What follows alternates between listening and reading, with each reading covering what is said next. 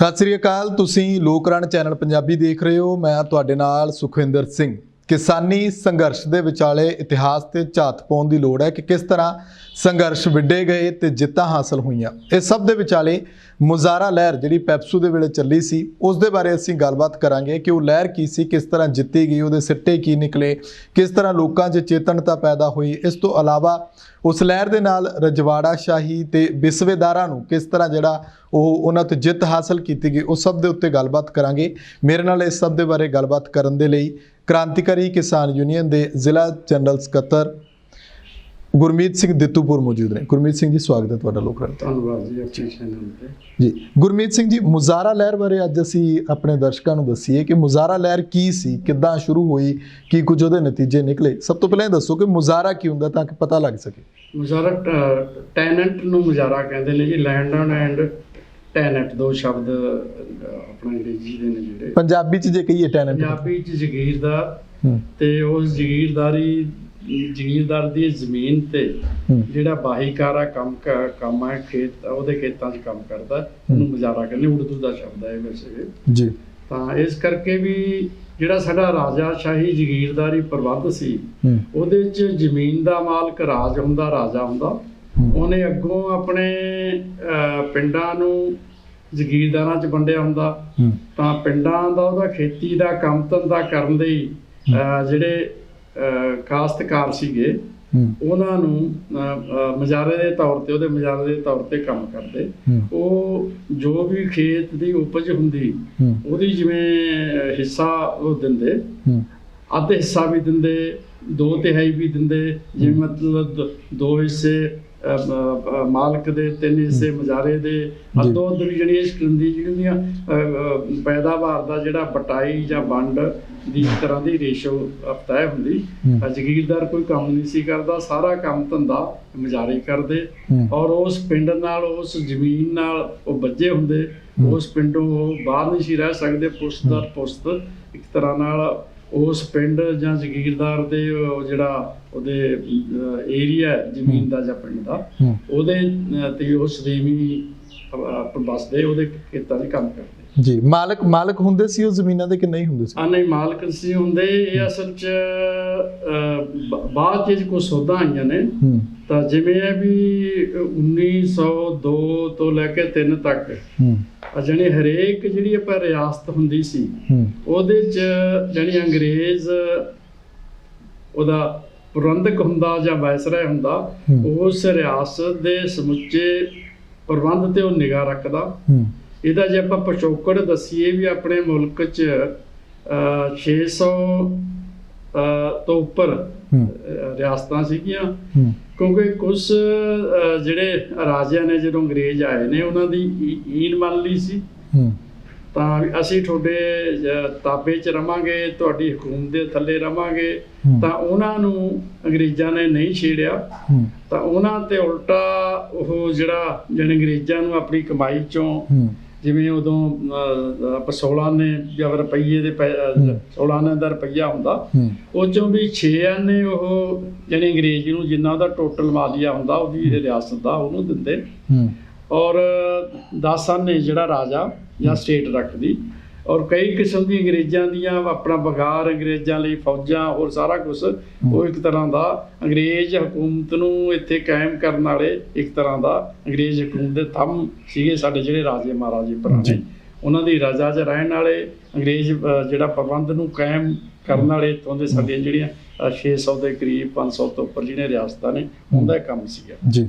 ਤਾਂ ਜਿਹਦੇ ਕਰਕੇ ਉਹਨਾਂ ਦੇ ਉਸ ਇੰਤਜ਼ਾਮ ਨੂੰ ਨਹੀਂ ਛੇੜਿਆ। ਹਾਲਾਂਕਿ ਅੰਗਰੇਜ਼ ਨੇ ਜਿਹੜਾ ਦੂਜਾ ਉਹਦਾ ਆਪਣਾ ਤਰੀਕਾ ਸੀਗਾ ਜ਼ਮੀਨੀ ਜਿਹੜਾ ਲਗਾਨ ਉਹ ਨਗਦ ਲੈਂਦਾ ਸੀ। ਤਾਂ ਜਿਹੜੀਆਂ ਰਿਆਸਤਾਂ ਦਾ ਲਗਾਨ ਸੀਗਾ ਉਹ ਜਿਣਸ ਦੀ ਪੈਦਾਵਾਰ ਨਾਲ ਹੀ ਜੁੜਿਆ ਸੀਗਾ। ਕਿਉਂਕਿ ਅੰਗਰੇਜ਼ ਜਿਵੇਂ ਆਪਾਂ ਕਹਿ ਲਏ ਵੀ ਉਹ ਪੂੰਜੀਪਤੀ ਸੀਗੇ, ਉਹ ਸਰਮਾਇਆ ਇਕੱਠਾ ਕਰਨ ਵਾਲੀ ਜਿਹੜੀ ਇੱਕ ਤਰ੍ਹਾਂ ਦਾ ਅਗਲੀ ਜਿਹੜੀ ਸਮਾਜ ਦੀ ਡਿਵੈਲਪਮੈਂਟ ਸੀਗੀ, ਉਹਨਾਂ ਨੇ ਸਰਮਾਇਆ ਇਕੱਠਾ ਕਰਨਾ ਸੀਗਾ। ਉਹਨਾਂ ਨੇ ਜ਼ਮੀਨਾਂ ਦੇ ਲੋਕਾਂ ਨੂੰ ਮਾਲਕ ਬਣਾਇਆ। ਜਿਹੜੇ ਆਪਾਂ ਕਹਿੰਦੇ ਜਿਹੜਾ ਅੰਗਰੇਜ਼ ਦਾ ਰਾਜ ਸੀ, ਉਹਨਾਂ ਕਿਸਾਨਾਂ ਨੂੰ ਉਹਨਾਂ ਨੇ ਜ਼ਮੀਨ ਦਾ ਮਾਲਕ ਬਣਾਇਆ। ਉਹਨਾਂ ਤੋਂ ਉਹਨਾਂ ਨੇ ਇੱਕ ਮਾਮਲਾ ਜਿਹੜਾ ਆਪਾਂ ਇਕੱਠਾ ਕੀਤਾ ਸਿੱਧੇ ਤੌਰ ਤੇ ਰੁਪਈਆਂ ਦੇ ਰੂਪ 'ਚ। ਉਹ ਮਾਮਲਾ ਆਮ ਤੌਰ ਤੇ ਅੱਜ ਦੇ ਸਮੇਂ 'ਚ ਸਾਨੂੰ ਬਹੁਤ ਜੇ ਨਾਮਾਤਰ ਲੱਗਦਾ ਕਿੱਲੇ ਜਾਂ ਬਿੱਗੇ ਮਗਰ 10 ਰੁਪਏ 15 ਰੁਪਏ ਮਾਮਲਾ ਹੁੰਦਾ, ਪਰ ਉਦੋਂ ਅਸਲ ਖੇਤ ਦੀ ਜਿਹੜੀ ਕੁੱਲ ਪੈਦਾਵਾਰ ਹੀ 20 ਜਾਂ 25 ਰੁਪਏ ਹੁੰਦੀ, ਤਕਰੀਬਨ ਅੱਧ ਦੇ ਕਰੀਬ ਉਸ ਪੈਦਾਵਾਰ ਉਹ ਨਗਦੀ ਦੇ ਰੂਪ 'ਚੋਂ ਮਾਮਲਾ ਲੈਂਦੇ।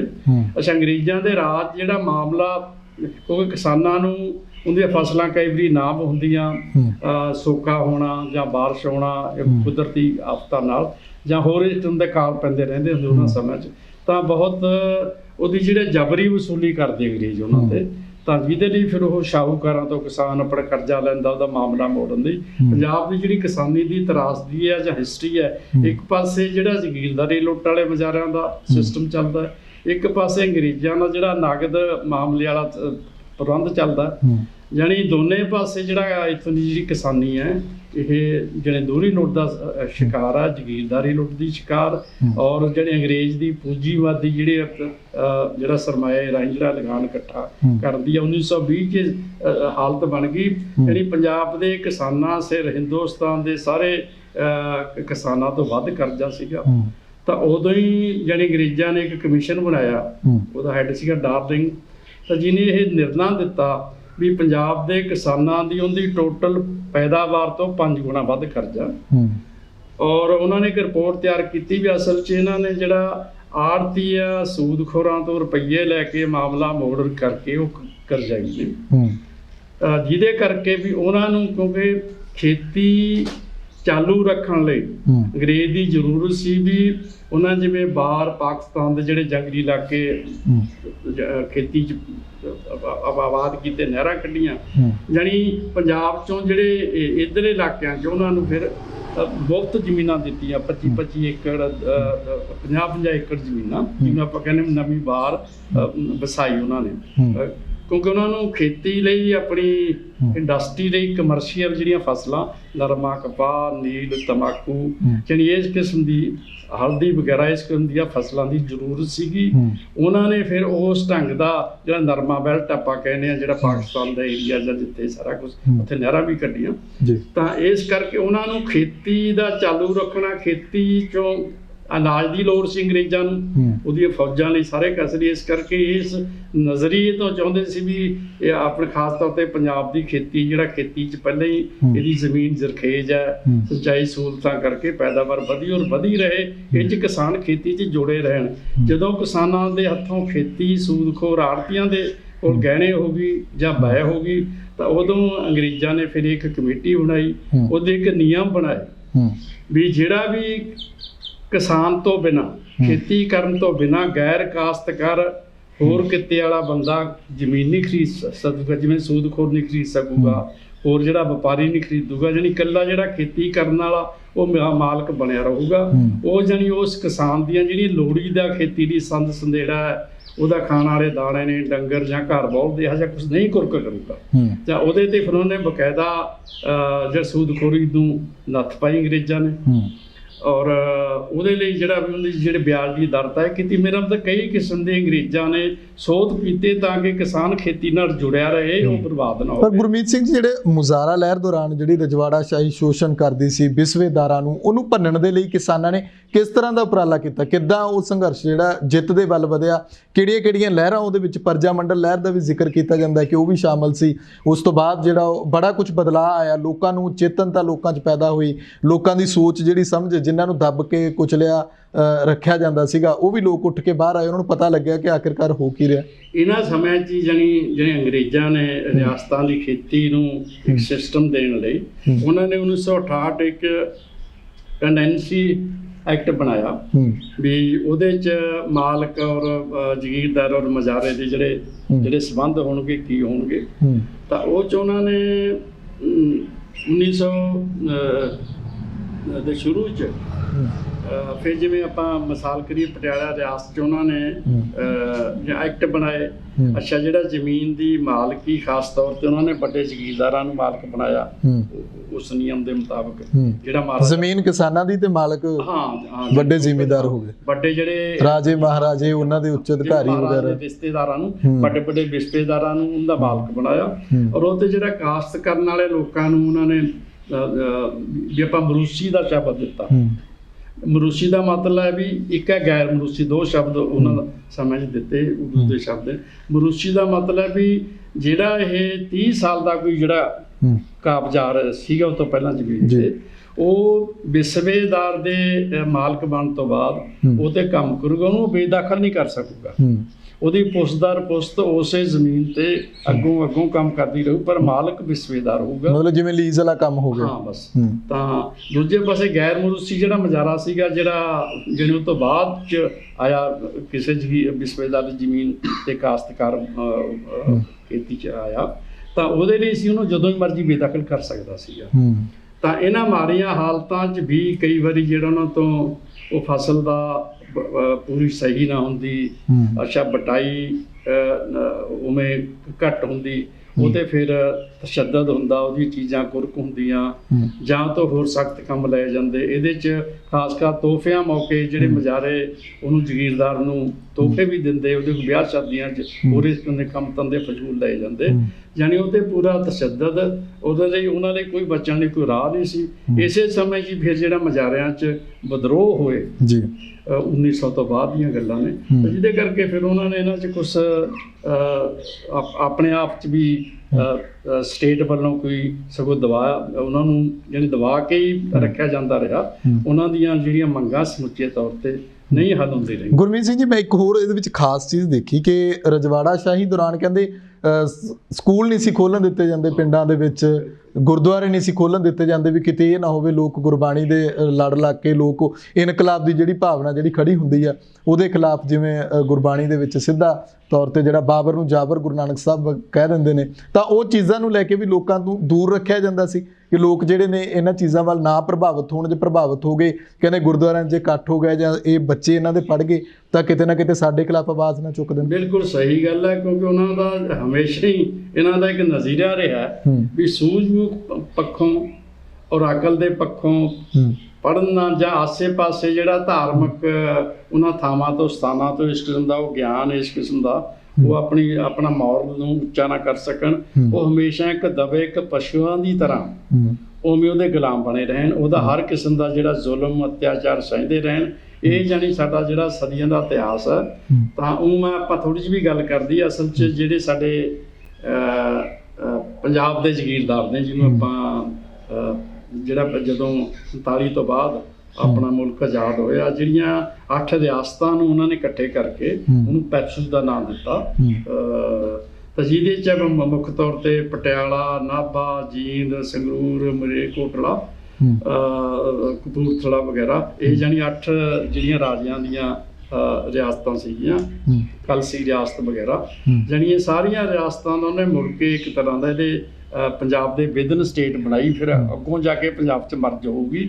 ਤਾਂ ਇੱਥੇ ਜਿਹੜਾ ਉਦੋਂ ਇਹ ਤੋਂ ਪਹਿਲਾਂ ਪਰਜਾ ਮੰਡਲ ਦੀ ਇੱਕ ਲਹਿਰ ਉੱਠੀ ਜੀ। ਪਰਜਾ ਮੰਡਲ ਜਿਹੜਾ ਰਾਜਾ ਭੁਪਿੰਦਰ ਸੀਗਾ, ਭੁਪਿੰਦਰ ਸਿੰਘ ਜੀ, ਉਹਦਾ ਅਤਿਆਚਾਰ, ਇਸ ਕਿਸਮ ਦੀਆਂ ਵਧੀਕੀਆਂ, ਜਾਨੀ ਇਹਦੇ ਵਿਰੁੱਧ ਖਾਸ ਤੌਰ ਤੇ ਜਿਹੜਾ ਹਰਚੰਦ ਸਿੰਘ ਜੀਜੀ ਜਿਹੜਾ ਉਹਦੇ ਬਹੁਤ ਨੇੜੇ ਦਾ ਕਲੋਜ਼ ਸੀ, ਤਾਂ ਜਿਹਦਾ ਅੱਜ ਕੱਲ੍ਹ ਮਹਾਰਾਜਾ ਪਟਿਆਲੇ ਨਾਲ ਜਾਣੀ ਯਾਦਵਿੰਦਰ ਦੇ ਘਰ ਮਹਾਰਾਣੀ ਜਿਹੜੀ ਮਹਿੰਦਰ ਕੌਰ ਹੈ, ਉਹ ਜਾਣੀ ਜੀਜੀਆਂ ਦੀ ਧੀ ਸੀਗੀ। ਤਾਂ ਇਹਨਾਂ ਨੇ ਵੀ ਉਦੋਂ ਇੱਕ ਆਪਣਾ ਸੇਵਾ ਸਿੰਘ ਠੀਕਰੀ ਵਾਲਾ, ਇਹ ਉਸੇ ਪੈਪਸੂ ਮਹਾਰਾਜਾ ਨਾ ਪਟਿਆਲਾ ਰਿਆਸਤ ਦੇ ਅਹਿਲਕਾਰ ਸੀਗੇ, ਇੱਕ ਤਰ੍ਹਾਂ ਦੇ ਆਪਣਾ ਵਜ਼ੀਰ ਨੁਮਾ ਵਿਅਕਤੀ ਸੀਗੇ। ਇਹਨਾਂ ਨੇ ਵੀ ਰਾਜੇ ਦੇ ਉਸ ਪ੍ਰਬੰਧ ਦੇ ਵਿਰੁੱਧ, ਲੋਕਾਂ ਨਾਲ ਦੁਰਵਿਹਾਰ ਦੇ ਵਿਰੁੱਧ, ਇਹਨਾਂ ਨੇ ਵੀ ਉਹ ਤੋਂ ਇੱਕ ਤਰ੍ਹਾਂ ਦਾ ਬਗਾਵਤ ਕੀਤੀ, ਜਿਹਨੂੰ ਆਪਾਂ ਕਹਿੰਦੇ ਪਰਜਾ ਮੰਡਲ ਲਹਿਰ ਕੀਤੀ, ਜਿਸ 'ਚ ਜਾਣੀ ਹਰਚੰਦ ਸਿੰਘ ਜੀਜੀ ਨਾਲ ਸਮਝੌਤਾ ਹੋ ਕੇ ਉਹਦੀ ਇਸ ਬੇਟੀ ਦਾ ਮਹਾਰਾਣੀ ਮਹਿੰਦਰ ਕੌਰ ਦਾ ਰਿਸ਼ਤਾ ਕਰਕੇ ਉਹਨੂੰ ਇਸ ਚੋਂ ਇੱਕ ਤਰ੍ਹਾਂ ਨਾਲ ਉਹਨੂੰ ਨੇੜੇ ਲਾਇਆ। ਪਰ ਸੇਵਾ ਸਿੰਘ ਠੀਕਰੀ ਵਾਲੇ ਨੇ ਜਿਹੜੇ ਪਰਜਾ ਮੰਡਲ ਦੇ ਆਪਣਾ ਆਪਾਂ ਜਾਣਦੇ ਹਾਂ ਸਾਰੇ ਉਹਨਾਂ ਨੂੰ, ਉਹਨਾਂ ਨੇ ਲੰਬੀ ਜਦੋਜਹਿਦ ਕੀਤੀ, ਜੇਲ੍ਹ 'ਚ ਉਹਨਾਂ ਨੇ ਪਟਿਆਲਾ ਜੱਜ ਭੁੱਖ ਹੜਤਾਲ ਕੀਤੀ, ਜਿੱਥੇ ਉਹ ਸ਼ਹੀਦ ਹੋਏ। ਇਸ ਕਰਕੇ ਪਰਜਾ ਮੰਡਲ ਲਹਿਰ ਦਾ ਜਿੱਥੇ ਆਪਣਾ ਮੁਲਕ ਦੀ ਆਜ਼ਾਦੀ ਨਾਲ ਸੰਬੰਧ ਅੰਗਰੇਜ਼ਾਂ ਦੇ ਖਿਲਾਫ, ਉੱਥੇ ਸ਼ੁਰੂ ਇਹ ਰਾਜਾਸ਼ਾਹੀ ਤੋਂ ਹੀ ਹੋਈ ਆ ਵੀ ਰਾਜਾਸ਼ਾਹੀ ਰਿਆਸਤਾਂ 'ਚ ਵੀ ਲੋਕਾਂ ਨੂੰ ਆਜ਼ਾਦੀ ਮਿਲੀ। ਮੁਜ਼ਾਰਾ ਲਹਿਰ ਤੇ ਪਰਜਾ ਮੰਡਲ ਲਹਿਰ ਕਹਿੰਦੇ ਇਕੱਠੀਆਂ ਇੱਕ ਦੂਜੇ ਨੂੰ ਬਲ ਦਿੱਤਾ ਗਿਆ ਤੇ ਉਸ ਤੋਂ ਬਾਅਦ ਜਿਹੜਾ ਉਹ ਗੁਰਦੁਆਰਿਆਂ 'ਚ ਕਹਿੰਦੇ ਇੱਕ ਬਹਾਨੇ ਦੇ ਨਾਲ ਕੋਈ ਨਾ ਕੋਈ ਧਾਰਮਿਕ ਸਮਾਗਮ ਰੱਖ ਲੈਣਾ, ਇਸ ਤਰ੍ਹਾਂ ਹੁੰਦਾ ਸੀ ਕਿ ਇਸ ਤਰ੍ਹਾਂ ਇਕੱਠ ਹੋ ਜਾਣਾ, ਫਿਰ ਉਸ ਤੋਂ ਬਾਅਦ ਉਹੀ ਕਿਤੇ ਨਾ ਕਿਤੇ ਉਹ ਵੱਡੀ ਰੈਲੀ ਬਣ ਜਾਂਦੀ ਸੀ, ਉਹਦੇ ਵਿੱਚ ਲੋਕਾਂ ਨੂੰ ਚੇਤਨ ਕੀਤਾ ਜਾਂਦਾ ਸੀ। ਕਿਉਂਕਿ ਪਰਜਾ ਮੰਡਲ ਦਾ ਜਿਹੜਾ ਆਪਾਂ ਕਹਿ ਲਓ ਵੀ ਜਿਹੜਾ ਆਪਾਂ ਲੈਂਗੋਵਾਲ ਦੇ ਜਿਹੜੇ ਪੁਰਾਣੇ ਆਗੂ ਨੇ ਪਰਜਾ ਮੰਡਲ ਦੇ, ਤਾਂ ਉੱਥੋਂ ਵੀ ਆਪਣੀ ਜਿਹੜੀ ਹੁਣ ਮੌਜੂਦਾ ਮੁੱਖ ਮੰਤਰੀ ਵੀ ਰਹੀ ਹੈ ਬੀਬੀ ਭੱਟਲ, ਇਹਨਾਂ ਦੇ ਪਿਤਾ ਵੀ ਪਰਜਾ ਮੰਡਲ ਸੀਗੇ। ਤਾਂ ਇਸ ਤਰ੍ਹਾਂ ਦੇ ਉਸ ਪਿੰਡ ਦਾ ਜਿਹੜਾ ਪਰਜਾ ਮੰਡਲਾਂ ਦਾ ਆਮ ਕਿਸਾਨੀ ਨਾਲ ਪਿੰਡਾਂ ਦੇ ਲੋਕਾਂ ਨਾਲ ਬਾਹ ਸੀਗਾ ਜ਼ਗੀਰਦਾਰੀ ਦੇ ਖਿਲਾਫ, ਖਾਸ ਤੌਰ ਤੇ ਜ਼ਗੀਰਦਾਰੀ ਦੇ ਖਿਲਾਫ। ਮਤਲਬ ਇੱਕ ਲੰਮਾ ਸੰਘਰਸ਼ ਚੱਲਿਆ ਇਹ ਮੁਜ਼ਾਰਾ ਲਹਿਰ ਦੇ ਦੌਰਾਨ। ਉਸ ਤੋਂ ਬਾਅਦ ਇਹ ਦੱਸੋ ਕਿ ਮੁਜ਼ਾਰਾ ਲਹਿਰ ਜਦੋਂ ਆਪਣੀ ਜਿੱਤ ਵੱਲ ਵੱਧਦੀ ਆ ਤਾਂ ਕਹਿੰਦੇ ਕਾਨੂੰਨ ਜਿਹੜੇ ਨੇ ਉਸ ਵੇਲੇ ਹੋਂਦ ਦੇ ਵਿੱਚ ਲਿਆਂਦੇ ਗਏ, ਕਾਨੂੰਨ ਪਾਸ ਕੀਤੇ ਗਏ। ਉਹ ਕਾਨੂੰਨ ਕਿਹੜੇ, ਤੁਹਾਨੂੰ ਪਤਾ ਹੋਣਾ ਕਿ ਕਿਸ ਤਰੀਕੇ ਦੇ ਨਾਲ ਵਾਪਸ ਜਿਹੜੇ ਮੁਜ਼ਾਰਿਆਂ ਦਾ ਜਿਹੜਾ ਉਹ ਜ਼ਮੀਨਾਂ ਤੇ ਕਬਜ਼ਾ ਹੋ ਜਾਂਦਾ, ਉਹ ਜ਼ਮੀਨਾਂ ਦੇ ਮਾਲਕ ਬਣ ਜਾਂਦੇ ਨੇ ਰਜਵਾੜਾ ਸ਼ਾਹੀ ਨੂੰ ਪਾਸੇ ਕਰਕੇ। ਅਸਲ ਜਿਹੜਾ ਇੱਕ ਤਾਂ ਰਿਆਸਤ ਦੇ ਅੰਦਰ ਦੀ ਇੱਕ ਲੜਾਈ ਹੈ, ਜਿਹੜਾ ਆਪਾਂ ਕਹਿ ਲਓ ਵੀ ਇਹ 1911 ਇਹ ਜਿਹੜੇ ਕਾਨੂੰਨ 18 ਤੱਕ ਕੁਛ ਉਹ ਬੁਨਿਆਦੀ ਤੌਰ ਤੇ ਉਹ ਜਿਹੜਾ ਮੁਜ਼ਾਰਿਆਂ ਦਾ ਜਿਹੜਾ ਜ਼ਗੀਰਦਾਰੀ ਸਿਸਟਮ ਨਹੀਂ ਖਤਮ ਹੁੰਦਾ, ਪਰ ਜਦੋਂ ਮੁਲਕ ਆਜ਼ਾਦੀ ਤੋਂ ਪਹਿਲਾਂ ਖਾਸ ਤੌਰ ਤੇ 40 ਦੇ ਸ਼ੁਰੂ 'ਚ 45 46 'ਚ ਉਦੋਂ ਜਦ ਆਪਾਂ ਮੁਲਕ ਆਪਣੀ ਇੱਕ ਲਹਿਰ ਉੱਠਦੀ ਹੈ ਅੰਗਰੇਜ਼ਾਂ ਦੇ ਖਿਲਾਫ, ਉਦੋਂ ਰਾਜਾਸ਼ਾਹੀ ਦੇ ਖਿਲਾਫ ਵੀ ਲਹਿਰ ਉੱਠਦੀ ਹੈ। ਉਦੋਂ ਆਪਣੇ ਮੁਲਕ 'ਚ ਜ਼ਗੀਰਦਾਰੀ ਦੇ ਖਿਲਾਫ ਜਿਹੜੀਆਂ ਜਿੱਥੇ ਅੱਡ ਰਿਆਸਤਾਂ ਨੇ ਉੱਥੇ ਵੀ ਇਸ ਜ਼ਮੀਨ ਦੇ ਸਵਾਲ ਤੇ ਘੋਲ ਲੜੇ। ਜਿਵੇਂ ਆਂਧਰਾ ਦਾ ਇੱਕ ਮਸ਼ਹੂਰ ਘੋਲ ਹੈ, ਤਾਂ ਜਿੱਥੋਂ ਉਸ ਵੇਲੇ ਦੀ ਕਾਂਗਰਸ ਪਾਰਟੀ ਨੇ ਲੜਿਆ, ਜਿੱਥੇ 17,000 ਪਿੰਡਾਂ 'ਚ ਉਹਨਾਂ ਨੇ ਜਿਹੜੇ ਉੱਥੋਂ ਦੇ ਵਿਸਵੇਦਾਰ ਜਾਂ ਮਾਲਕ ਸੀਗੇ ਉਹਨਾਂ ਨੂੰ ਪਿੰਡਾਂ 'ਚੋਂ ਕੱਢਿਆ। ਉਹਨਾਂ ਨੇ ਇੱਕ ਤਰ੍ਹਾਂ ਦੀ ਜਿੱਥੇ ਉਹਨਾਂ ਦੇ ਇੱਕ ਤਰ੍ਹਾਂ ਦਾ ਬਦਮਾਸ਼ ਰੱਖੇ ਹੁੰਦੇ ਸੀਗੇ ਆਰਮਡ ਫੋਰਸ, ਉਹਨਾਂ ਵਿਸਵੇਦਾਰ ਜ਼ਗੀਰਦਾਰਾਂ ਦੀ, ਉਹਦੇ ਖਿਲਾਫ ਜਣੇ ਲੜਾਈਆਂ 'ਚ ਪਏ। ਬਹੁਤ ਵੱਡੀ ਉਹਨਾਂ ਨੇ ਵੀ ਉਹਦੇ ਮੁਕਾਬਲੇ ਤੇ ਇੱਕ ਤਰ੍ਹਾਂ ਦੀ ਫੌਜ ਬਣਾਈ।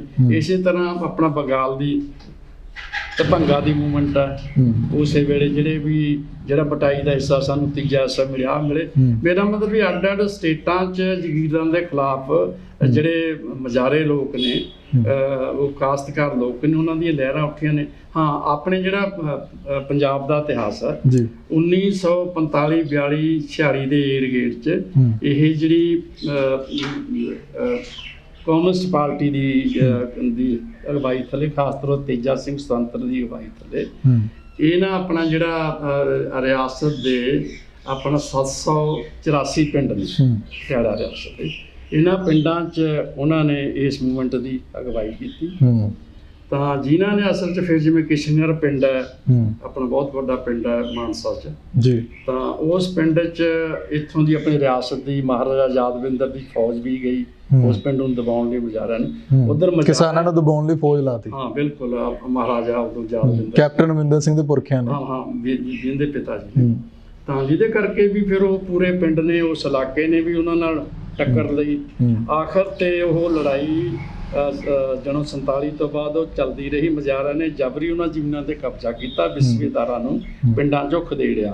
ਆਪਣੇ ਪਟਿਆਲੇ ਦੇ ਕਿੰਨੇ ਪਿੰਡ ਨੇ ਉਹ ਬੰਦਿਆਂ ਦੇ ਨਾਂ ਤੇ, ਕੁੱਤੀ ਵਾਲਾ, ਫਲਾਣੇ ਵਾਲਾ, ਇਹੋ ਜਿਹੇ ਪਿੰਡ 'ਚ ਆਪਾਂ ਜਾਈਏ, ਪਾਤੜਾ ਪਟਿਆਲੇ ਦੀ ਪਰਲੀ ਸਾਈਡ ਜਾਂ ਦੇਵੀਗੜ੍ਹ ਸਾਈਡ, ਇਹ ਸਾਰੀ ਇਹਨਾਂ ਜਾਣੀ ਰਜਵਾੜਿਆਂ ਦੀਆਂ ਜ਼ਮੀਨਾਂ ਸੀਗੀਆਂ, ਜਿੱਥੇ ਬਾਅਦ 'ਚ ਲੋਕ ਮਾਲਕ ਬਣੇ ਨੇ। ਇਹਦਾ ਜਿਹੜਾ ਜਦੋਂ ਹਿੰਦੁਸਤਾਨ 'ਚ ਲੁਧਿਆਣਾ ਮੂਵਮੈਂਟ ਨੇ ਖਾਸ ਤੌਰ ਤੇ, ਕਿਉਂਕਿ ਉੱਥੋਂ ਦਾ ਨਵਾਬ ਸਭ ਤੋਂ ਵੱਡੀ ਰਿਆਸਤ ਸੀਗੀ ਹਿੰਦੁਸਤਾਨ ਦੀ, ਕਿਉਂਕਿ ਅੰਗਰੇਜ਼ਾਂ ਨੇ ਜਿੱਥੇ ਕਿ ਸੀ ਵੀ ਰਿਆਸਤ ਦੀ ਮਰਜ਼ੀ ਆ ਵੀ ਇੰਡੀਆ 'ਚ ਜਾਣਾ ਚਾਹੁੰਦਾ, ਪਾਕਿਸਤਾਨ ਜਾਣਾ ਚਾਹੁੰਦਾ, ਉਹਨਾਂ ਨੇ ਇਹਨਾਂ ਨੂੰ ਇੰਡੀਪੈਂਡੈਂਟ ਹੀ ਛੱਡਤਾ ਸੀਗਾ। ਉਹਨਾਂ ਨੇ ਕਿਸੇ ਪਾਸੇ ਨਹੀਂ ਜੋੜਿਆ। ਜਿਹ 'ਚ ਰਿਆਸਤ ਹੈਦਰਾਬਾਦ ਰਿਆਸਤ ਹਿੰਦੁਸਤਾਨ ਸਭ ਤੋਂ ਵੱਡੀ ਸੀਗੀ, ਉਹ ਮੁਸਲਮਾਨ ਰਿਆਸਤ ਸੀਗੀ, ਉਹਦੀ ਜਕੋ ਤੱਕੀ ਸੀ ਵੀ ਉਹ ਇੰਡੀਪੈਂਡੈਂਟ ਰਹੇ, ਯਾਨੀ ਵਿੱਚ ਵਿਚਾਲਾ ਸੀਗਾ। ਪਰ ਮੁਜ਼ਾਰਾ ਮੂਵਮੈਂਟ ਦੇ ਦਬਾਅ ਕਰਕੇ ਉਹਨੇ ਭਾਰਤੀ ਸਰਕਾਰ ਤੋਂ, ਖਾਸ ਤੌਰ ਨਹਿਰੂ ਸਰਕਾਰ ਤੋਂ ਮਦਦ ਲਈ, ਜਿਹੜੀ ਮੇਰੇ ਖਿਲਾਫ ਇਹ ਬਗਾਵਤ ਉੱਠੀ, ਇਹਨੂੰ ਦਬਾ ਜਿਹੜੀ ਮੁਜ਼ਾਰਿਆਂ ਦੀ ਬਗਾਵਤ ਨੂੰ ਦਬਾਉਣ ਲਈ ਭਾਰਤੀ ਫੌਜ ਐਂਟਰ ਹੋਈ ਹੈ। ਇਹ ਵੀ ਇੱਕ ਇਤਿਹਾਸ ਹੈ। ਜਿਹੜੀ ਇੱਥੋਂ ਦੀ ਕਮਿਊਨਿਸਟ ਮੂਵਮੈਂਟ ਮੁਜ਼ਾਰਾ ਮੂਵਮੈਂਟ ਉਹ ਲਹਿਰ ਸੀ, ਤਾਂ ਉੱਥੇ ਇਹ 20-25 ਹਜ਼ਾਰ ਜਿਹੜੇ ਮੁਜ਼ਾਹਰੇ ਨੇ ਉਹ ਆਪਣੀ ਮਿਲਟਰੀ ਫੌਜ ਨੇ ਮਾਰੇ ਨੇ, ਜੇਲ੍ਹਾਂ ਦਿੱਤੇ। ਮੁਜ਼ਾਹਰਿਆਂ ਦੀ ਤਾਕਤ ਦੇਖ ਕੇ ਫਿਰ ਉਦੋਂ ਬਾਅਦ ਜਿਹੜੇ ਉਹ ਕਾਨੂੰਨ ਲਿਆਂਦੇ ਗਏ, ਤਕਰੀਬਨ 4 ਕਾਨੂੰਨ ਲਿਆਂਦੇ ਸੀ। ਬਾਅਦ ਦੀ ਗੱਲ ਹੈ, ਕਿਉਂਕਿ ਅਸਲ 'ਚ ਉਹ ਤੋਂ ਬਾਅਦ ਫਿਰ ਜਦੋਂ ਰਿਆਸਤ ਹੈਦਰਾਬਾਦ ਫਿਰ ਆਪਣੇ ਹਿੰਦੁਸਤਾਨ 'ਚ ਮਰਜ ਹੋ ਗਈ ਸੀ। ਇਸ ਕਰਕੇ ਮੁਜ਼ਾਹਰਾ ਮੂਵਮੈਂਟ ਦੀ ਏਡੀ ਪੈਰਲ ਤਾਕਤ ਸੀਗੀ ਔਰ ਉਹਨਾਂ ਰਿਆਸਤਾਂ ਨੂੰ ਖਤਰਾ ਸੀਗਾ ਆਪਣੀ ਹੋਂਦ ਦਾ, ਜਿਹਦੇ ਕਰਕੇ ਉਹ ਆਪਣੇ ਆਪ 'ਚ ਹੀ ਫਿਰ ਹਿੰਦੁਸਤਾਨ ਦਾ ਹਿੱਸਾ ਬਣੀਆਂ ਨੇ।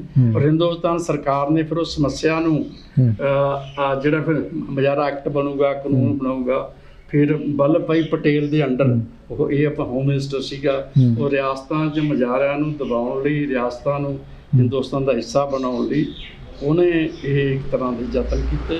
ਤਾਂ ਜਿਹਦੇ 'ਚ ਫਿਰ ਇਹਨਾਂ ਨੇ ਜਿਹੜੀ ਆਪਣੀਆਂ ਪਹਿਲੀਆਂ ਚੋਣਾਂ 1952 'ਚ ਪਹਿਲੀ ਇਲੈਕਸ਼ਨ ਹੁੰਦੀ ਆ, ਉਹ 'ਚ ਪੈਪਸੂ 'ਚ ਵੀ ਚੋਣ ਹੋਈ। ਇਹਦੇ 'ਚ 3 ਜਿਹੜੇ ਮੁਜ਼ਾਹਰਾ ਮੂਵਮੈਂਟ ਦੇ ਲੀਡਰ ਨੇ, ਤੇਜਾ ਸਿੰਘ ਸੁਤੰਤਰ, ਧਰਮ ਸਿੰਘ ਫੱਕਰ, ਜਗੀਰ ਸਿੰਘ ਜੋਗਾ, ਇਹ ਜਿਹੇ ਨੇ। ਤਾਂ ਇਹਨਾਂ 'ਚੋਂ ਜਿਹੜਾ ਕਾਂਗਰਸ ਦੇ ਮੇਰੇ ਖਿਆਲ 3 MLA ਚੁਣੇ ਗਏ।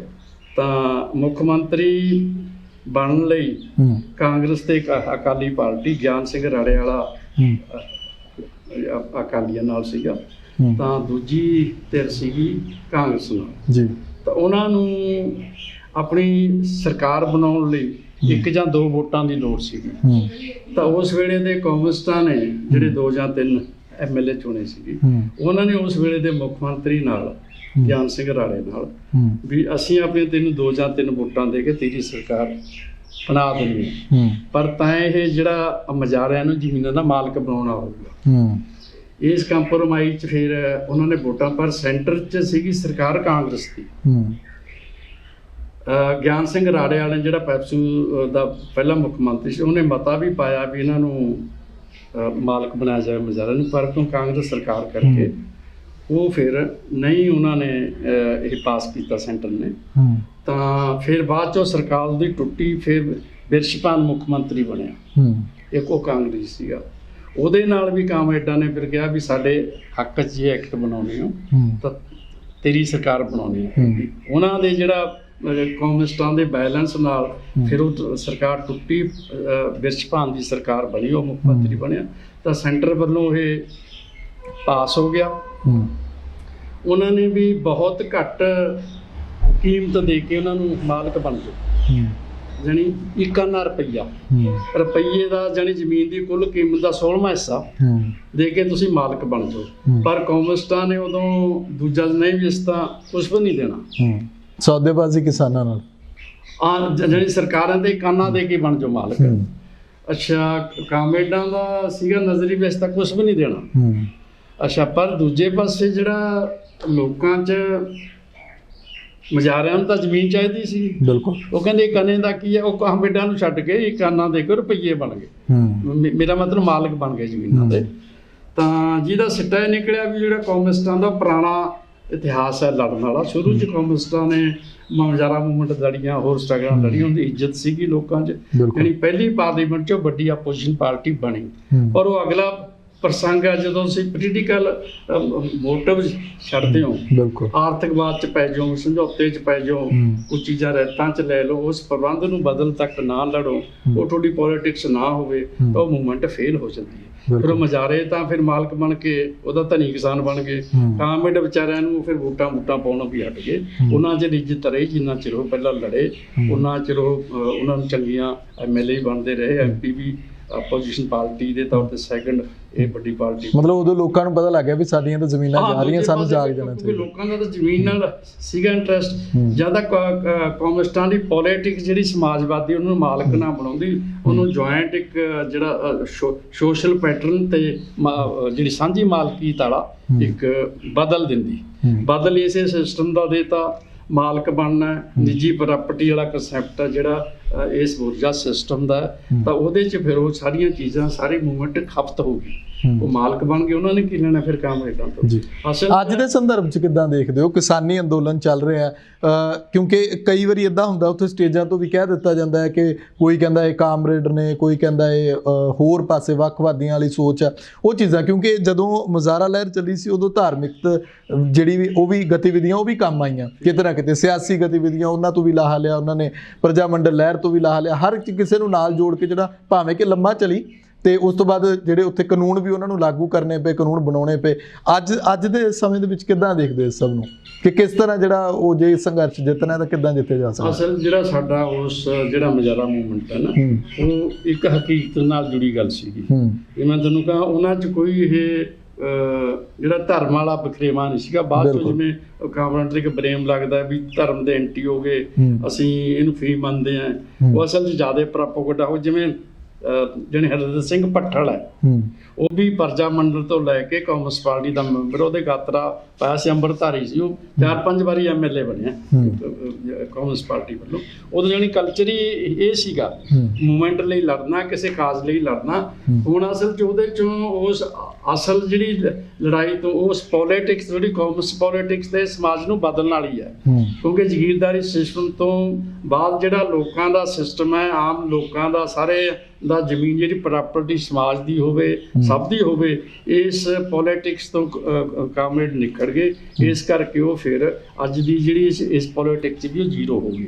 ਇਹ ਇੱਕ ਵੱਖਰਾ ਇਸ਼ੂ ਹੈ। ਤਾਂ ਹੁਣ ਅਸਲ ਜਿਹੜਾ ਸਭ ਤੋਂ ਵੱਡੀ ਨਫ਼ਰਤ ਆਪਣੇ ਮੁਲਕ 'ਚ ਖਾਸ ਤੌਰ ਤੇ ਸਰਕਾਰਾਂ ਨੇ ਅਡਾਪਟ ਕੀਤੀ ਹੈ, ਪੂਰੀ ਦੁਨੀਆ 'ਚ ਕਮਿਊਨਿਸਟਾਂ ਨੂੰ ਸਭ ਤੋਂ ਵੱਧ ਬਹੁਤ ਵੱਡੀ ਨਫ਼ਰਤ ਨਾਲ ਦੇਖਿਆ ਜਾਂਦਾ। ਕਿਤੇ ਵੀ ਕਾਮਰੇਡ ਦਾ ਨਾਂ ਆ ਜੇ ਜਿਵੇਂ ਸ਼ੌਕ ਲੱਗ ਜਾਂਦਾ। ਬਿਲਕੁਲ। ਤਾਂ ਦੂਜਾ ਕੁਛ ਤਾਂ ਬਹੁਤ ਦੂਰ ਦੀ ਗੱਲ ਹੈ। ਤਾਂ ਜਿਹਦੇ ਕਰਕੇ ਵੀ ਅਸਲ 'ਚ ਜਿਹੜਾ ਮੌਜੂਦਾ ਸਿਸਟਮ ਹੈ, ਜਿਹਨੂੰ ਆਪਾਂ ਕੰਮ ਵੀ ਪੂੰਜੀਵਾਦੀ ਸਿਸਟਮ ਹੈ, ਮੁਨਾਫੇ ਵਾਲਾ ਸਿਸਟਮ ਹੈ, ਮਨੁੱਖਾਂ ਨੂੰ ਗਰੀਬ ਕਰਨ ਵਾਲਾ, ਲੁੱਟਣ ਵਾਲਾ, ਇਸ ਵਰਤਾਰੇ ਦਾ ਅਸੀਂ ਕੋਈ ਨਾਂ ਹੀ ਨਹੀਂ ਲੈਂਦੇ।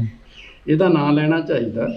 ਇਹ ਅਸਲ 'ਚ ਪੂੰਜੀਪਤੀਆਂ ਦਾ ਲੁੱਟਣ ਵਾਲਾ ਪ੍ਰਬੰਧ ਹੈ, ਦੂਜੇ ਦੀ ਕਿਰਤ ਕਮਾਈ ਲੁੱਟਣ ਵਾਲਾ, ਮੁਲਕ ਦੇ ਜਿਹੜੇ ਸਾਧਨ ਨੇ ਉਹਨਾਂ ਦੀ ਜੇ ਲੁੱਟ ਕਰਨ ਵਾਲਾ, ਲੋਕਾਂ ਨੂੰ ਗਰੀਬ ਕਰਨ ਵਾਲਾ।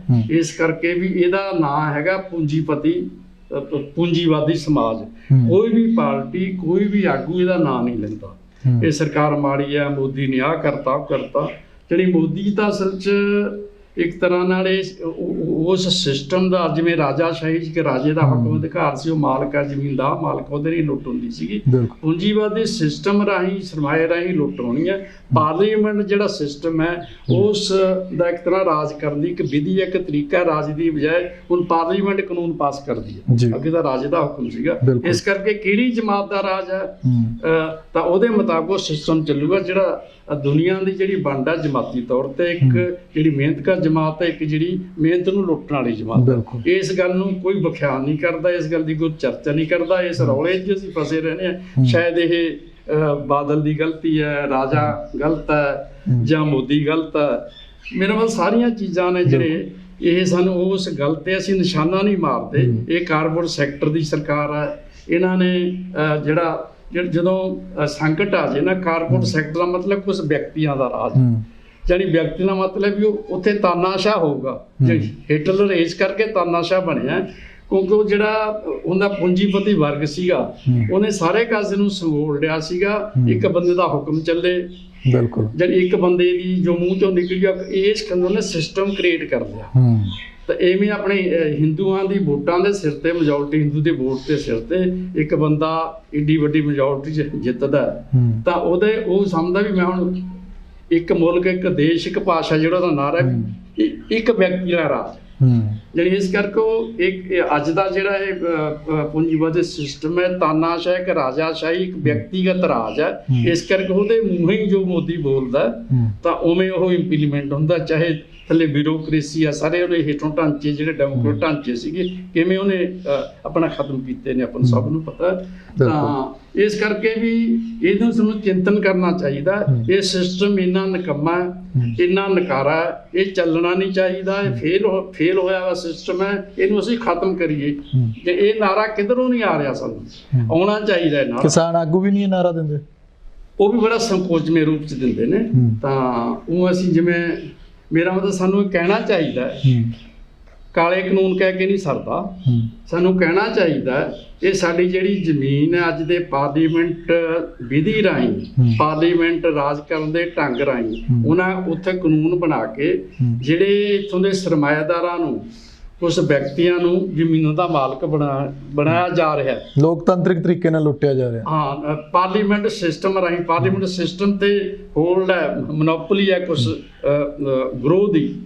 ਚਾਹੇ ਉਹਨਾਂ ਨੇ ਫਿਰ ਨਾ ਜਿਹੜਾ ਇਹ ਕਾਰਪੋਰੇਟ ਸੈਕਟਰ ਹੈ ਇੱਕ ਪਾਰਟ ਬਣ ਜਾਂਦਾ ਹੈ।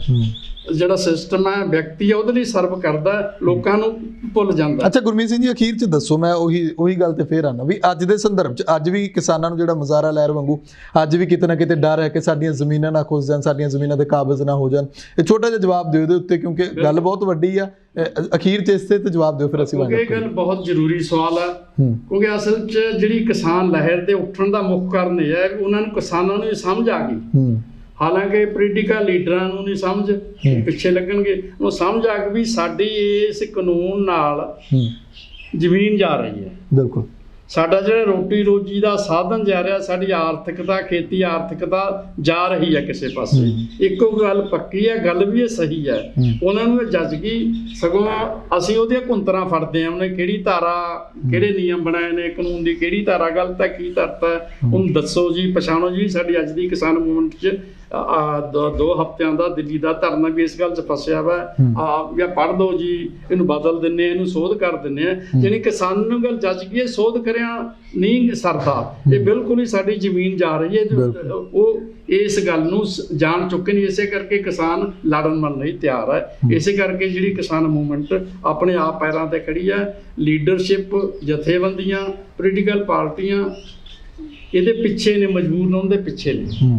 ਜਿੰਨੀਆਂ ਹੁਣ ਸਾਡੀਆਂ ਕਿਸਾਨ ਜਥੇਬੰਦੀਆਂ ਨੇ, ਹਾਲਾਂਕਿ ਉਹਨਾਂ 'ਚ ਫਰਕ ਧਰਕ ਨੇ, ਪਰ ਉਹ ਇਸ ਕਰਕੇ ਅੱਜ ਇਕਜੁੱਟ ਨੇ ਕਿਉਂਕਿ ਕਿਸਾਨਾਂ ਦੀ ਮੂਵਮੈਂਟ ਹੀ ਆਪਣੇ ਆਪ ਇੱਥੇ ਜਾ ਖੜੀ ਵੀ ਕਿਸਾਨ ਇਹਨੇ ਲੜਨ ਲਈ ਤਿਆਰ ਨੇ, ਇਹਦੇ ਲਈ ਇੰਨਾ ਖੜਨ ਲਈ ਤਿਆਰ ਨੇ। ਸਾਰੀਆਂ ਜਿੰਨੀਆਂ ਸਾਡੀਆਂ 30, 25 ਜਾਂ 40, 50 ਹਿੰਦੁਸਤਾਨ ਦੀਆਂ 500 ਕਿਸਾਨ ਜਥੇਬੰਦੀਆਂ ਇਸ ਗੱਲ ਤੇ ਖੜੀਆਂ ਨੇ, ਕਿਉਂਕਿ ਮੂਵਮੈਂਟ ਨੇ ਇਸ ਗੱਲ ਤੇ ਖੜਾ ਕਰਤਾ ਸਾਨੂੰ ਜ਼ਮੀਨ ਚਾਹੀਦੀ, ਸਾਡੀ ਜ਼ਮੀਨ ਜਾ ਰਹੀ ਹੈ। ਕਿਉਂਕਿ ਜ਼ਮੀਨ ਲਈ ਉਹ ਆਪਾਂ ਮਿਸਾਲ ਦੇ ਦਿੰਦੇ ਵੀ ਉਹ ਤਾਂ ਵੱਟ ਲਈ ਭਰਾ ਦਾ ਸਿਰ ਵੱਢਦਾ। ਇਸ ਕਰਕੇ ਜ਼ਮੀਨ ਨਾਲ, ਇਸ ਕਿੱਤੇ ਨਾਲ ਇਹਨਾਂ ਲੋਕਾਂ ਨੂੰ ਇੰਨਾ ਮੋਹ ਹੈ, ਉਹ ਕਿਸੇ ਵੀ ਕੀਮਤ ਤੇ ਜਦੋਂ ਉਹਨੂੰ ਜੱਜ ਗਈ ਵੀ ਮੇਰੀ ਜ਼ਮੀਨ ਜਾ ਰਹੀ ਹੈ, ਪਿੱਛੇ ਨਹੀਂ ਹਟੂਗਾ। ਇਸੇ ਕਰਕੇ ਇਸ ਮੂਵਮੈਂਟ ਦੀ ਸ਼ਾਨ ਹੈ, ਇਸੇ ਕਰਕੇ ਇਸ ਮੂਵਮੈਂਟ ਨੇ ਅੱਗੇ ਜਿੱਤਣਾ। ਇਹਦੇ ਲਈ ਕਿੰਨੇ ਪੇਚੇ, ਕਿੰਨੇ ਪਰ ਭਲੇਖੇ ਸਰਕਾਰ ਪਾਉਂਦੀ ਹੈ, ਜਿਹਨੇ ਹਰਜਾਉਂਦੀ ਹੈ। ਦੂਜੇ ਪੱਖੋਂ ਜਿੰਨੀ ਮਾਸ ਲੈਵਲ ਤੇ ਮੂਵਮੈਂਟ ਉੱਭਰੀ ਹੈ, ਸਟੇਟ ਦਾ ਦੂਜਾ ਤਰੀਕਾ ਹੁੰਦਾ ਹੈ ਤਸ਼ੱਦਦ ਕਰਕੇ ਦਬਾਉਣਾ। ਇਹ ਵੀ ਨਹੀਂ ਦਬਾ ਸਕਦੀ ਕੋਈ ਦੁਨੀਆ ਲੈਵਲ ਤੇ, ਵਰਲਡ ਲੈਵਲ ਤੇ। ਇਹ ਗੱਲ ਨੰਗੀ ਚਿੱਟੀ ਹੋ ਗਈ। ਜਿਵੇਂ ਇੱਕ ਸਾਫ਼ ਸਵਾਲ ਹੈ ਵੀ ਜਾਨੀ ਸਰਕਾਰ ਨੂੰ ਆ ਨਵੇਂ ਕਾਨੂੰਨ ਲਿਆ ਕੇ ਕੀ ਫਾਇਦਾ ਹੈ? ਕੀ ਫਾਇਦਾ? ਅੱਛਾ, ਕਿਹਨੂੰ ਫਾਇਦਾ ਹੈ? ਅੱਛਾ, ਕਿਸਾਨੀ ਨੂੰ ਇਹਦਾ ਕੀ ਨੁਕਸਾਨ ਹੈ? ਦੋਨੇ ਗੱਲਾਂ 'ਚ ਗੱਲ ਸਾਫ਼ ਹੋ ਗਈ ਹੈ। ਤਾਂ ਜਿਵੇਂ ਤੁਸੀਂ ਅੱਜ ਕੱਲ੍ਹ 'ਚ ਜਿਹੜਾ ਖੇਤੀ ਮੰਤਰੀ ਬੋਲਿਆ ਵੀ ਹੈ, ਅਸਲ 'ਚ ਅਸੀਂ ਜਿਹੜਾ ਇਹਦੇ 'ਚ ਇੱਕ ਨਵਾਂ ਐਡ ਕੀਤਾ, ਖੇਤੀ ਤਾਂ ਮੰਡੀ ਨਾਲ ਸੰਬੰਧ ਹੈ, ਪ੍ਰੋਡਕਸ਼ਨ ਐਂਡ ਮਾਰਕੀਟ। ਪੈਦਾ ਕਰਦਾ ਕਿਸਾਨ, ਮੰਡੀ 'ਚ ਵੇਚਦਾ, ਬਸ। ਇਹਦੇ ਨਾਲ ਉਹਨਾਂ ਨੇ ਇੱਕ ਨਵਾਂ ਜਿਹੜਾ ਫਿਕਰਾ ਜੋੜਤਾ, ਪ੍ਰੋਡਕਸ਼ਨ, ਟ੍ਰੇਡ ਐਂਡ ਕਮਰਸ। ਇਹ ਹੈ ਅਸਲ 'ਚ ਦੂਜੀ ਧਾਰਾ, ਵਪਾਰ ਦੀ ਧਾਰਾ ਹੈ। ਖੇਤੀ 'ਚ ਵਪਾਰ ਦਾ ਕੋਈ ਕਨਸੈਪਟ ਨਹੀਂ, ਜਿਹਦੇ ਕਰਕੇ ਪਾਰਲੀਮੈਂਟ ਦਾ ਜਿਹੜਾ ਵਿਸ਼ਾ ਖੇਤੀ ਦਾ ਸੂਬੇ ਦਾ ਵਿਸ਼ਾ ਨਾ ਰਹਿ ਕੇ ਇਹ ਸੈਂਟਰ ਨੇ ਆਪਣਾ ਵਿਸ਼ਾ ਬਣਾ ਲਿਆ। ਤੇ ਜਿਹਦੇ 'ਚ ਵਪਾਰ ਐਡ ਕਰਕੇ ਕਿਸਾਨ ਦਾ ਵਪਾਰ ਨਹੀਂ ਕਰਦਾ। ਯਾਨੀ ਕਿਸਾਨ ਤਾਂ ਆਟਾ ਪੀ ਕੇ ਨਹੀਂ ਵੇਚਦਾ, ਕਣਕ ਹੀ ਵੇਚਦਾ। ਉਹਦਾ ਚੌਲ ਕੱਟ ਕੇ ਨਹੀਂ ਵੇਚਦਾ, ਉਹਦਾ ਧਾਨ ਹੀ ਵੇਚਦਾ। ਇਹ ਅਸਲ ਜਿਹੜਾ ਇਹਦਾ ਆਟਾ ਬਣਾ ਕੇ, ਕੀ ਬਣਾ ਕੇ, ਇਹ ਅਸਲ 'ਚ ਅਗਲਾ ਵਪਾਰ ਹੈ। ਅਗਲੀ ਖਤਰਨਾਕ ਗੱਲ ਹੈ ਜਿਹੜਾ ਇਹਨਾਂ ਨੇ ਉਹ ਜਿਹੜਾ ਜ਼ਰੂਰੀ ਵਸਤਾਂ ਦਾ ਐਕਟ ਤੋੜਤਾ, ਜਿੰਨਾ ਮਰਜ਼ੀ ਸਟੋਰ ਕਰ ਲਓ। ਉਹ ਕਿਸਾਨ ਦਾ ਤਾਂ ਏਮ ਨਹੀਂ ਉਹਨੇ ਸਟੋਰ ਕਰਨਾ, ਉਹਨੂੰ ਤਾਂ ਮਾਰਕੀਟ ਲਈ ਦੇਣਾ, ਲੋਕਾਂ ਲਈ ਦੇਣਾ। ਤਾਂ ਜਿਹਦਾ ਸਿੱਟਾ ਇਹ ਨਿਕਲਦਾ, ਇਹ ਵਪਾਰੀ ਦੇ ਹੱਕ। ਜਾਂ ਤੋਮਰ ਨੇ ਵੀ ਕਹਿਤਾ, ਹਾਂ ਕਹਿੰਦੇ ਜੇ ਰੌਲਾ ਹੈ ਅਸਲ 'ਚ ਜਿਹੜਾ ਵਪਾਰ ਵਾਲੀ ਧਾਰਾ 'ਚ ਜੋੜੀ ਹੈ। ਇਹਦਾ ਮਤਲਬ ਖੇਤੀ ਨੂੰ ਇੱਕ ਤਰ੍ਹਾਂ ਨਾਲ ਵਪਾਰ ਨੇ ਜਿਹਨੇ ਹੜੱਪ ਕਰਨਾ, ਕਿਸਾਨ ਦੀ ਜ਼ਮੀਨ ਤੇ ਉਹਨੂੰ ਬੇਜ਼ਮੀਨਾ ਬਣਾ ਕੇ ਉੱਤੇ ਕੰਮ ਕਰਾਉਣਾ। ਦੂਜਾ ਜਿਹੜਾ ਨਵੀਂ ਟੈਕਨੀਕ ਕਰਕੇ, ਜਿੱਥੇ 60% ਲੋਕ ਸਾਡੇ ਖੇਤੀ ਤੇ ਜੁੜੇ ਹੋਏ ਨੇ, ਕਿਵੇਂ ਨਾ ਕਿਵੇਂ 'ਚ ਕੰਮ ਕਰਦੇ ਨੇ, ਤੰਗੀ 'ਚ ਕੰਮ ਕਰਦੇ ਨੇ, ਘਾਟੇ 'ਚ ਕੰਮ ਕਰਦੇ ਨੇ, ਇੱਕ ਸਿਲਸਿਲਾ ਚੱਲ ਰਿਹਾ ਹੈ। ਬਿਲਕੁਲ। ਹੁਣ ਸਿਲਸਿਲੇ ਦਾ ਤੁਹਾਡੀ ਜਿਹੜੀ ਨਵੀਂ ਟੈਕਨੀਕ ਨੇ, ਖੇਤੀ 'ਚੋਂ ਜਿੰਨੇ ਬੰਦੇ ਲੱਗੇ ਨੇ ਬਾਹਰ ਕੱਢ ਦੇਣੇ ਨੇ, ਯਾਨੀ ਕਿਸਾਨੀ 'ਚ ਹੋਰ ਬੇਰੁਜ਼ਗਾਰੀ ਹੋਊਗੀ, ਕਿੱਥੇ ਕੰਮ ਮਿਲੂ, ਕੌਣ ਦਊ ਉਹਨੂੰ? ਕੰਪਨੀ ਆਪਣੇ ਟਰੈਕਟਰ ਦਾ ਡਰਾਈਵਰ ਰੱਖੂ ਨਾ ਰੱਖੂ, ਆਪਣੇ ਖੇਤ 'ਚ ਕੰਮ ਦਊ ਨਾ ਦਊ, ਜ਼ਮੀਨ ਉਹਦੀ ਉਹਨਾਂ ਨੇ ਲੀਜ਼ ਤੇ ਲੈ ਲਈ, ਕਹਿੰਦੇ ਨੇ ਹੌਲੀ ਹੌਲੀ ਉਹਦੀ ਜ਼ਮੀਨ ਸਾਰੀ ਉਧਰ ਨੂੰ ਚਲੀ ਜਾਣੀ ਹੈ। ਜ਼ਮੀਨ ਦੀ ਮਾਲਕ ਤੋਂ ਕਾਨੂੰਨਨ ਢੰਗ ਨਾਲ, ਹੇਰਾ ਫੇਰੀ ਨਾਲ ਬੇਜ਼ਮੀਨਾ ਹੋ ਰਿਹਾ, ਔਰ ਕੰਮੋਂ ਵੀ ਬਾਹਰ ਹੋ ਰਿਹਾ। ਬੇਰੁਜ਼ਗਾਰ, ਬੇਜ਼ਮੀਨਾ ਸਾਧਨਾਂ ਤੋਂ ਹੀਣਾ ਵੀ ਹੋ ਗਿਆ, ਕੰਮ ਤੋਂ ਵੀ ਹੀਣਾ ਹੋ ਗਿਆ। ਸ਼ੁਕਰੀਆ, ਧੰਨਵਾਦ ਗੁਰਮੀਤ ਸਿੰਘ ਜੀ। ਸੋ ਸਾਡੇ ਨਾਲ ਮੌਜੂਦ ਸਨ ਕ੍ਰਾਂਤੀਕਾਰੀ ਕਿਸਾਨ ਯੂਨੀਅਨ ਦੇ ਜ਼ਿਲ੍ਹਾ ਜਨਰਲ ਸਕੱਤਰ ਗੁਰਮੀਤ ਸਿੰਘ ਦਿੱਤੂਪੁਰ। ਮੁਜ਼ਾਹਰਾ ਲਹਿਰ ਦੇ ਬਾਰੇ ਅਸੀਂ ਗੱਲਬਾਤ ਕੀਤੀ ਹੈ, ਕਿਸ ਤਰ੍ਹਾਂ ਦੀ ਸੀ, ਸੰਘਰਸ਼ ਕਿਵੇਂ ਵਿੱਢਿਆ ਗਿਆ, ਕਿਵੇਂ ਇਸ ਦੀ ਜਿੱਤ ਹੋਈ, ਖੇਤੀ ਕਾਨੂੰਨ ਉਹਨਾਂ ਸਮਿਆਂ ਦੇ ਵਿੱਚ ਕਿਵੇਂ ਲਾਗੂ ਕਰਕੇ ਜਿਹੜਾ ਰਜਵਾੜਾ ਸ਼ਾਹੀ ਨੂੰ ਇੱਕ ਪਾਸੇ ਕਰਕੇ ਮੁਜ਼ਾਹਰਿਆਂ ਦੇ ਹੱਕ ਦੇ ਵਿੱਚ ਫੈਸਲੇ ਲਏ ਗਏ ਤੇ ਮੁਜ਼ਾਹਰੇ ਜ਼ਮੀਨਾਂ ਦੇ ਮਾਲਕ ਬਣੇ। ਪਰ ਅੱਜ ਦੇ ਸੰਦਰਭ ਵਿੱਚ ਜੇ ਆਪਾਂ ਦੇਖੀਏ ਤਾਂ ਹੁਣ ਵੀ ਜਿਹੜਾ ਕਿਸਾਨਾਂ ਨੂੰ ਇਸੇ ਗੱਲ ਦਾ ਭੈ ਜਿਹੜਾ ਸਤਾ ਰਿਹਾ, ਉਹ ਸਾਡੀਆਂ ਜ਼ਮੀਨਾਂ ਖੁੱਸ ਜਾਣਗੀਆਂ, ਉਹ ਕਿਵੇਂ, ਜਿਵੇਂ ਇਹਨਾਂ ਨੇ ਦੱਸਿਆ। ਤੁਸੀਂ ਆਪਣੇ ਵਿਚਾਰ ਕਮੈਂਟ ਕਰਕੇ ਜ਼ਰੂਰ ਰੱਖਿਓ ਕਿ ਤੁਹਾਨੂੰ ਇਹ ਪ੍ਰੋਗਰਾਮ ਕਿਸ ਤਰ੍ਹਾਂ ਦਾ ਲੱਗਿਆ। ਅੱਗੋਂ ਵੀ ਅਸੀਂ ਪੰਜਾਬ ਦੇ ਵਿੱਚ ਜਿਹੜੀਆਂ ਲਹਿਰਾਂ ਚੱਲੀਆਂ, ਸੰਘਰਸ਼ ਵਿੱਢੇ ਗਏ, ਉਹ ਜਿੱਤੇ ਕਿਵੇਂ ਗਏ ਜਾਂ ਨਾਕਾਮ ਕਿੱਦਾਂ ਹੋਏ, ਉਹਨਾਂ ਸਭ ਦੇ ਉੱਤੇ ਪ੍ਰੋਗਰਾਮ ਤੁਹਾਡੇ ਅੱਗੇ ਰੂਬਰੂ ਕਰਦੇ ਰਹਾਂਗੇ। ਮੈਨੂੰ ਇਜਾਜ਼ਤ ਦਿਓ। ਲੋਕ ਰਾਣੀ ਚੈਨਲ ਪੰਜਾਬੀ ਨੂੰ ਸਬਸਕ੍ਰਾਈਬ ਕਰੋ। ਧੰਨਵਾਦ।